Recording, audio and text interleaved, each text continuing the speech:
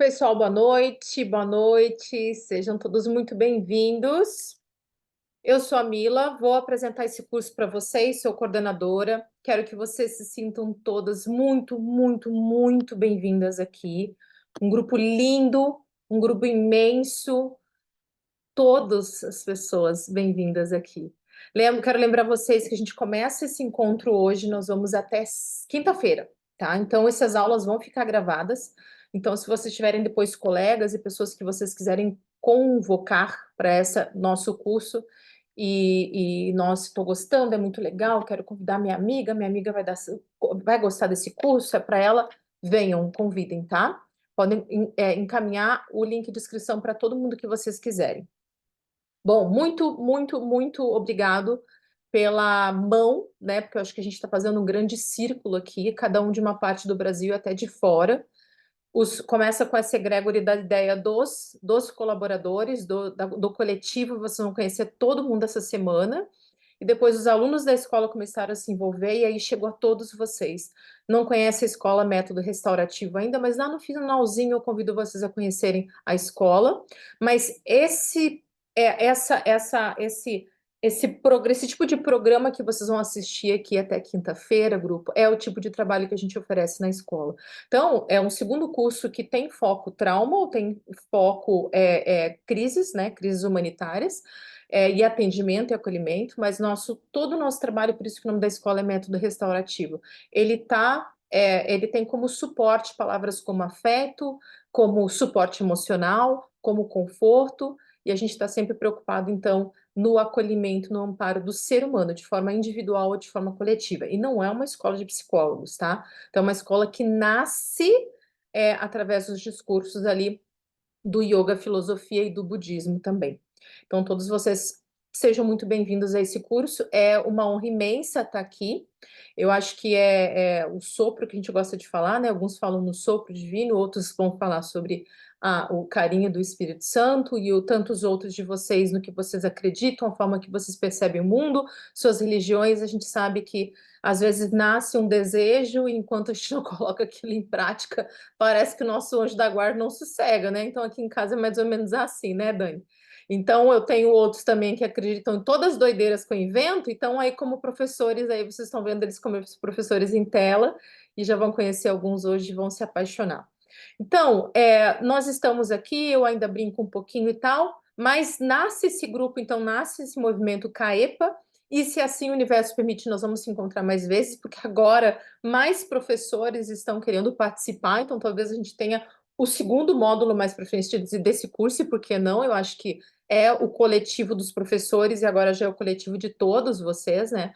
São quase 150 pessoas inscritas e nós queremos, os professores e vocês, nós queremos mais e mais pessoas aqui participando.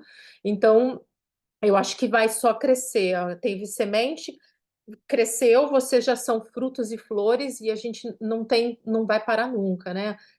Serão todas as estações.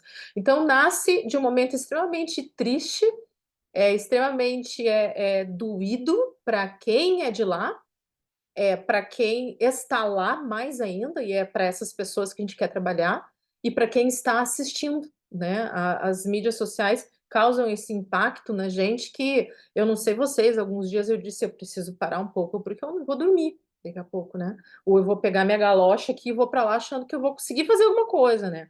Então, assim, o que que a gente consegue fazer? Então, que também esse nosso movimento aqui que nasce de algumas pessoas, aqui 7 pessoas, inspire vocês a acreditarem nas potências e fortalezas de cada um de vocês aqui também. Poxa, eu tive uma ideia, agora eu vi que a Mila foi lá com o grupo dela e todo mundo colocou a ideia em prática e deu certo. E quem sabe a minha pequena ideia, o meu pequeno desejo de compartilhar o que seja a sua ideia de um curso, ou de um artesanato, ou de juntar um grupo aqui ou ali, ou de rezar, ou de orar, ou de cantar, enfim, seja também o que aquelas pessoas vão acabar sendo a solução, né? Para as dores que estão sentindo, ou então um carinho, ou então a palavra que a gente vai usar bastante aqui, um pequeno princípio de acolhimento humano mesmo, desse afeto.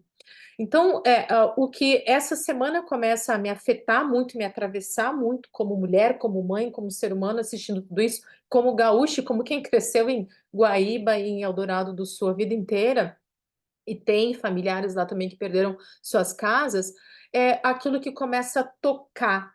É o cachorrinho que alguém com muita dificuldade consegue socorrer, é o dono encontrando o seu cãozinho, ele perdeu tudo, ele perdeu a casa, ele perdeu até pessoas da família, ele tá assim no nada, no que sobrou dele. Aí ele vê aquele cãozinho e diz: tem você ainda. E esse laço, esse afeto que a gente assiste ali nos emociona, né? Nos toca, a gente diz, é o amor. Ele reencontrou o amigo dele, ele reencontrou o suporte dele, o cãozinho encontrou o seu dono. Então, existem na ciência, em diversas filosofias, grupo, muitas teorias, né, de pesquisadores e de teóricos e poetas, enfim, artistas, que vivem falando, né, o amor nos cura. A caridade nos salva, né? O perceber essa conexão, esse laço, é o que nos relembra sermos humanos. No mundo que está tão difícil de se viver. Eu nasci em 75, não sei quem é que é da minha geração, mas lá atrás a gente dançava e ouvia muito mais música. Hoje em dia tá tudo muito, né, muito pueril, assim, e a gente vai se perdendo, né? Então, quando a gente assiste o que faz sentido no fim, e eu que gosto muito de neurociência dos afetos, me leva lá para trás para alguns professores, grandes pesquisadores que fazem pesquisas imensas no mundo inteiro e vão concluir que no final da nossa vida o que realmente importou é quanto de afeto a gente somou na nossa vida, na nossa família, com os nossos amigos e não quanto de dinheiro a gente guardou ou os nossos bens materiais lá no finalzinho, quando a gente está na cama do hospital. Então, pesquisas incríveis que eu vou compartilhar com vocês nesse nosso cenário até quinta. E não quero que falte também dados importantes, como o que que eu falo, o que que eu não falo, o que que eu devo fazer, Mila, o que que eu não devo. Então, eu estou organizando materiais bem ricos aqui para a gente conseguir trabalhar essas intervenções, esses protocolos para atendimento breve. Isso eu vou compartilhar com vocês até quinta, né? Então, o que que eu fiz aqui como coordenadora, né, do evento? Eu fui colocando professores com as suas falas que vão aos pouquinhos nos atravessando. Não dá para me chegar aqui dizendo, ó, vocês vão fazer isso né? Quando eu encontrar alguém em crise, em ansiedade ou em ideação suicida na comunidade de vocês, ou lá entrando numa paróquia ou num centro comunitário que tem 200, 300 pessoas. Não, não, nós vamos aos poucos. Aqui eu convido todos vocês a gente dar alguns passos para trás, ainda que o nosso coração está batendo assim, Mila, eu quero terminar o curso, quero vazar para lá e lá ajudar. Segura aí, que a gente vai conversar sobre ser humano, como que nós percebemos o mundo. A gente vai conversar desde o que é empatia, que são os professores de hoje já trazem, como acolher adolescentes em crise, como acolher idosos em crise. A gente vai entender o que é estresse. Vou conversar com vocês sobre transtorno de estresse pós-traumático e sobre transtorno de estresse agudo também, que é importante. Então, a gente vai para várias frentes, tá? Galera, a gente vai assim, tipo, vamos entender o que eu devo fazer com o ser humano, mas eu preciso entender como esse ser humano, como nós todos funcionamos no nosso campo emocional. É importante, sabe? Que a pessoa está estressada e eu tenho que acalmar ela, mas desse percurso é uma ponte longa.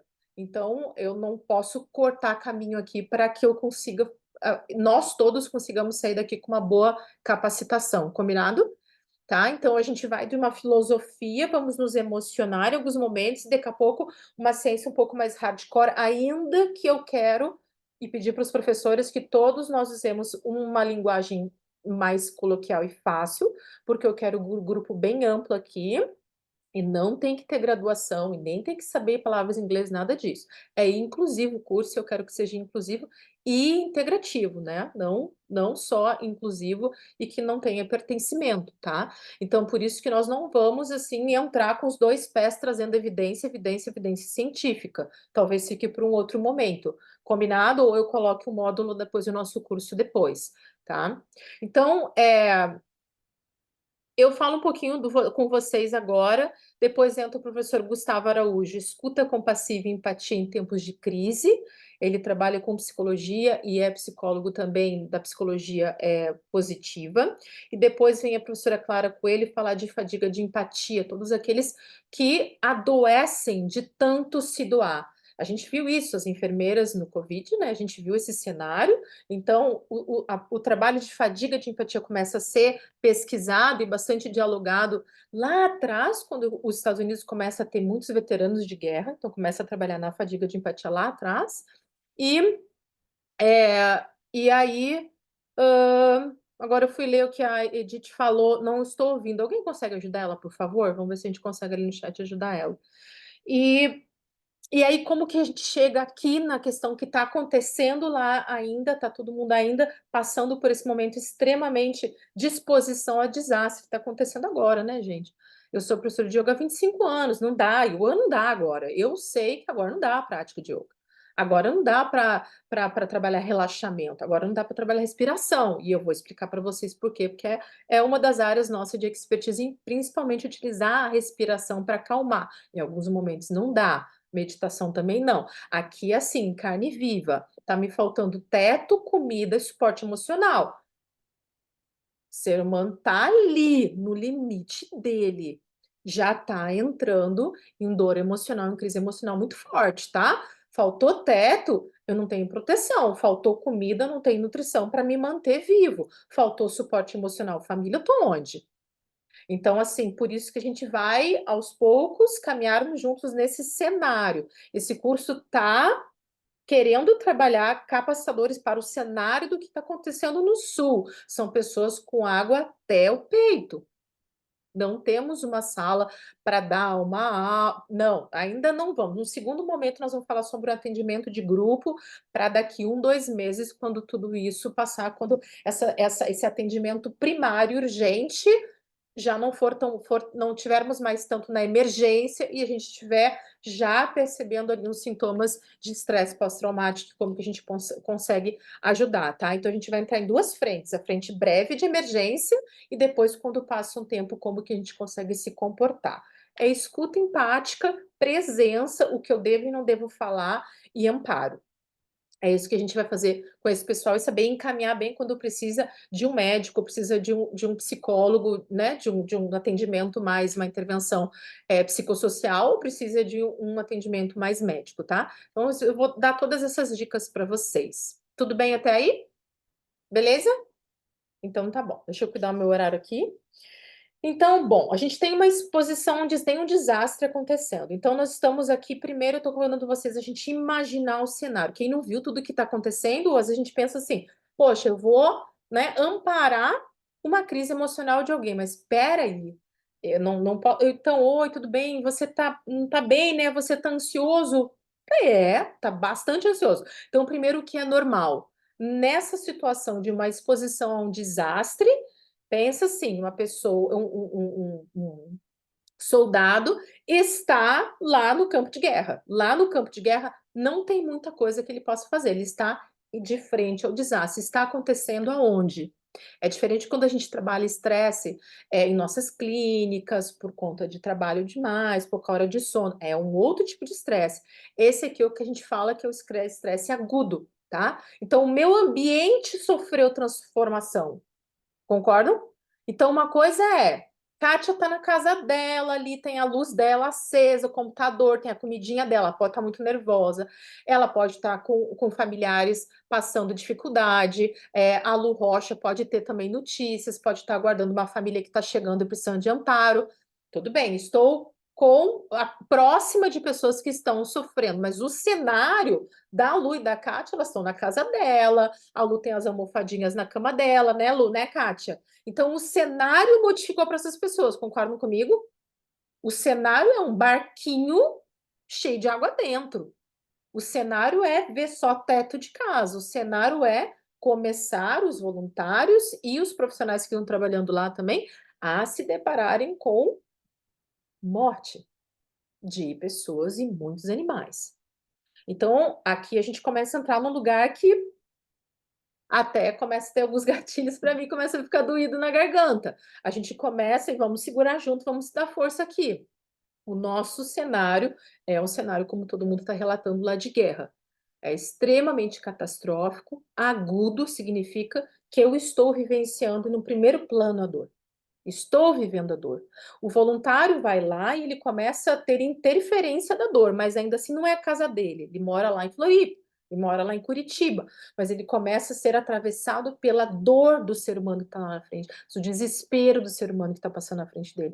Ainda assim, ele consegue botar roupa lá de neoprene, lá salvar mais pessoas, salvar mais animais, ele consegue ter essa adrenalina toda. A pessoa que está sendo acometida em primeiro plano é a família dela, ela está machucada, ela perdeu alguém, ela não encontra um filho. Aí nós estamos numa camada muito profunda de sofrimento. Né? O professor João, quarta-feira, João Lira, ele vai conversar com vocês sobre estresse. Então, ali a gente vai começar a entender um pouquinho mais o que está acontecendo com o organismo daquelas pessoas. Eles estão em, que a gente fala, em sensações, né, de congelamento, de fuga e de luta. Então, o organismo deles, todinhos, daquelas pessoas que estão em primeiro plano vivendo aquilo, que perderam as casas, familiares, que estão realmente desabrigados, eles estão vivendo o estresse no maior pico que a ciência pode dizer que existe. Pico 10. Pico 10, que é desastres, e você está de frente a uma situação de muita angústia, tá? Então, a gente pensa assim, poxa, eu estou vivendo a situação de angústia, ou estou presenciando a situação de angústia. A gente começa a entender que os voluntários também começam no segundo, terceiro, quarto dia, começam a entrar em estresse. Eles entram lá, não, nós vamos ajudar, vai dar tudo certo. Segundo dia, nós vamos ajudar, lá no quinto dia, eles já estão chorando no canto. Eles já estão sentindo essa angústia, que é o sentimento, a sensação do estresse, toma conta das emoções deles, dos pensamentos, eles já começam a sentir tudo aquilo e sentir empatia, claro, também por todo o cenário, tá? Por isso que a gente fala que nós vamos nos preparar para acolher as pessoas que estão vivendo tudo isso, os voluntários, também os profissionais. O famoso cuidar de quem cuida, né? Então, a pessoa que vive o estresse agudo, a pessoa que testemunha o estresse agudo, ou esse cenário catastrófico que a gente está falando. E a pessoa que fica ouvindo demais também vai acabar desenvolvendo, é natural do corpo, do organismo, o transtorno de estresse agudo. Se você tem sintomas e passa mais de um mês sentindo os mesmos sintomas, depois a gente aprofunda mais sobre isso lá na frente, entra no TEPT, que é o transtorno de estresse pós-traumático. E aí tem duas vertentes também, que é um acolhimento mais psicoterápico, ou então vai precisar de medicação. De tudo isso que eu estou falando, não tem nada normal. Assim, é impossível que quem esteja lá não esteja sendo afetado. Primeiro, né? Não existe assim o fraco e o forte. Não, gente. É ser humano. Graças a Deus que eu sinto. É difícil que a pessoa olhe as mídias e diga que eu não estou sentindo nada. Aí temos um problema. Mas assim, eu estou triste, eu estou angustiada. A minha família está muito nervosa, muito ansiosa, sentindo medo. É normal que esteja acontecendo. Queria já adiantar vocês que não tem ali um organismo que está adoecendo e vai precisar ser hospitalizado, não, não. É normal que o organismo coloque isso tudo para fora. Ele começa a se emocionar, sente algumas pessoas ficam agressivas, né? Então a gente vai conversar também sobre essas classificações de sintomas. Eu vou conversar com vocês, mas só para a gente introduzir aqui, tá? Então, nós temos respostas emocionais que são esperadas, como raiva, ansiedade, como eu falei, mas podemos ter também alterações no comportamento significativas. É a pessoa que começa a ficar agressiva, a pessoa que quer pegar uma arma, que quer bater em alguém, machucar alguém, mas tem muita raiva, né? Desesperança, ideação suicida.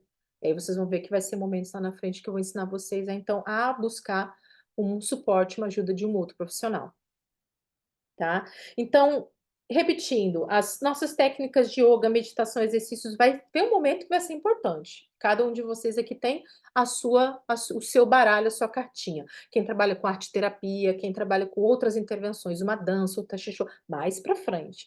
Aqui ainda não. Aqui a gente realmente vai precisar ir mais na fala, na presença e quando for aceita essa intervenção, do tocar, do colocar, ajudar a pessoa a colocar os dois pés no chão, a fazer uma integração mesmo com a realidade, tá? A gente vai conversar um pouquinho mais para frente, tá?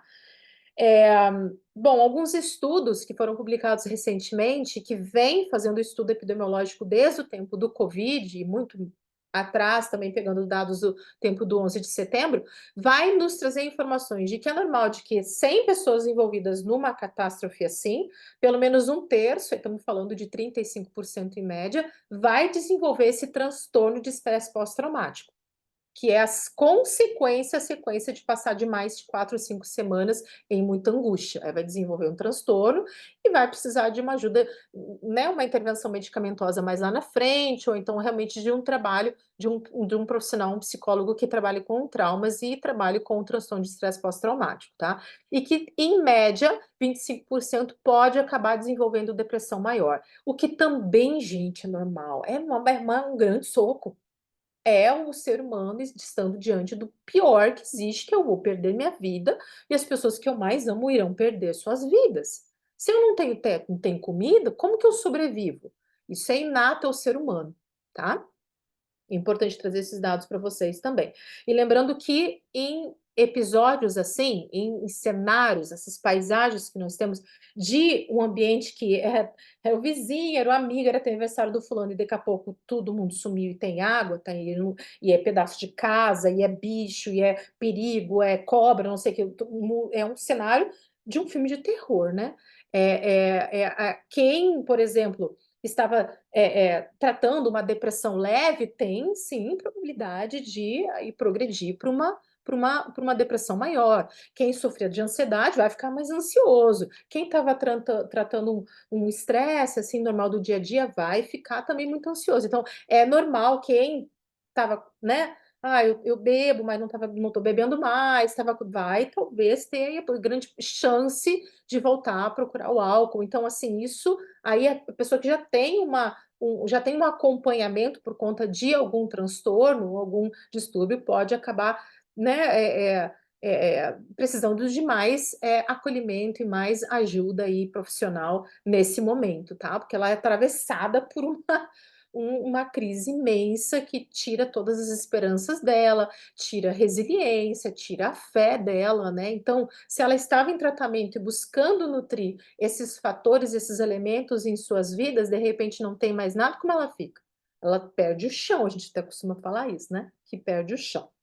Bom, eu estou no meu tempinho, acho que já deu para conversar um pouquinho com vocês, a gente vai por esse caminho nas minhas próximas falas, tá? Estamos preparando também um material que vai ficar bem bacana depois em PDF para vocês conseguirem visualizar tudo isso que a gente está falando.